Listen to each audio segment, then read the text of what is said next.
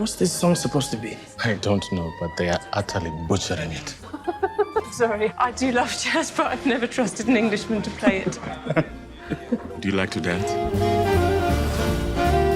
About 6 years ago, I was doing a film called 96 Minutes with a pair of producers, Justin Louis and Charlie Mason. And Justin presented me with this book by Susan Williams called The Color Bar.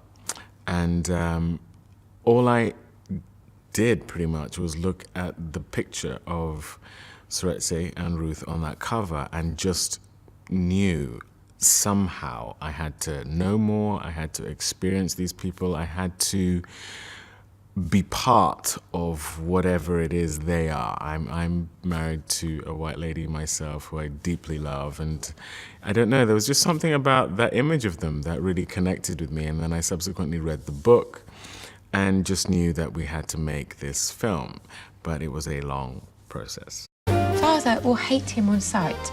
He's cleverer than him, and he's black. I would hate to walk away from you knowing that I wouldn't see you again. Well, then you must. I won't see me again. Are you insane? White, British, and what about your people? I went through a several-year process of just picking people who I had worked with, who caught the vision I had for the film. So that manifested in Rick McCallum, who I worked with on Red Tails, coming on as a producer after I eulogized about the story to him. The same happened with Bronson Green, who also came on as a producer after we'd done The Help together. Guy Hibbert, who I had done both Complicit and Blood and Oil with, came on as a writer, and I was also in the process of us trying to get the film Selma off the ground with Pathé. And I spoke to Cameron McCracken, who runs Pathé, about a United Kingdom and Ruth and Seretse, and he also caught the vision. They came on board, paid Guy to write the script. And then once we got the script right, Rosamund Pike, who plays Ruth in the film, I had done Jack Reacher with her. And I'd always thought she'd be a great Ruth. Thankfully, she felt the same. And then Amma Asante, who I've probably known longer than anyone who I've listed to you. One of my very first jobs out of drama school was actually written by her, a show called Brothers and Sisters. And she had recently had a wonderful success with Belle, a beautiful film that she had directed. And I spoke to her about this, and also she caught the vision, and here we are. My grandfather was a king. I am his heir. I have a responsibility to return home to my people. I will never achieve anything worthwhile if I leave my heart here. One of our biggest challenges was, in terms of the film, was making sure the politics didn't overwhelm the love story, but you really needed to understand the politics in order for the love story to have its full weight. If you choose to marry the leader of an African nation, you will be responsible for the downfall of the British Empire in Africa. You choose a life of insults and shame. I know what you're asking, what it means. And yes, I will marry you.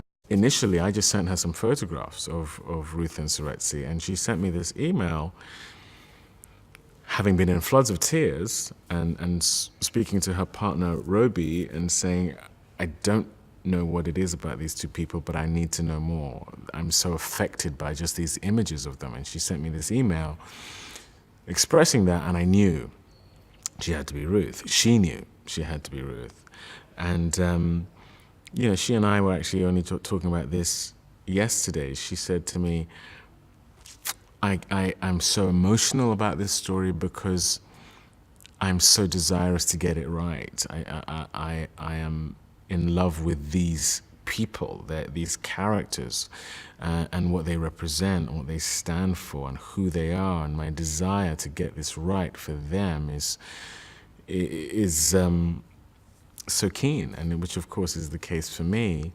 And you know, you can find an actress who's very talented and who can do the role, but when it means as much to her, certainly as much it means to me, I just feel very, very blessed to be partnering with someone who gets it, and who's as good as she is, as generous as she is, and someone with whom, you know, the chemistry of us on screen feels like it's working. And again, that's something you just can't plan.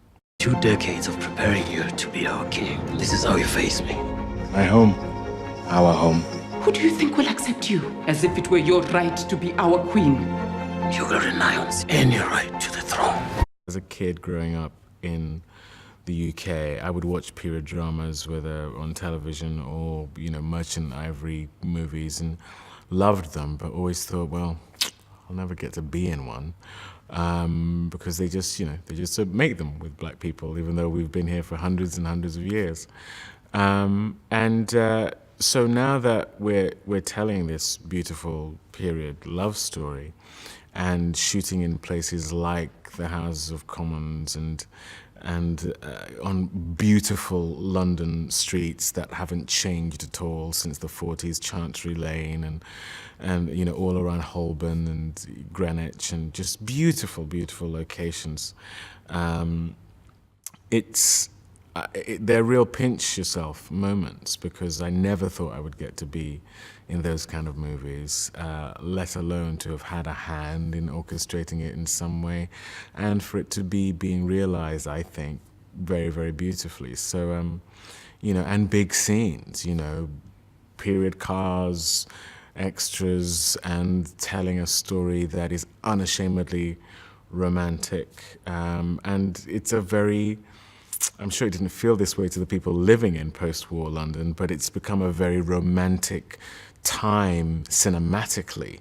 The 40s, the way men dressed and those beautiful cars, and despite the rationing and the austerity, people really making an effort to present themselves well. And for our slouchy sort of contemporary lifestyle, it's wonderful to inhabit that world. And so that's also been a huge pleasure.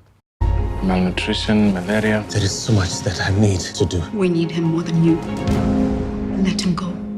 We've misjudged this, haven't we? To be directed by her is to be directed by a kindred spirit, is to be directed by someone who you can really lean into, because you know that she's coming from a place of knowledge as opposed to purely creative or purely cerebral. This film has her heart as well.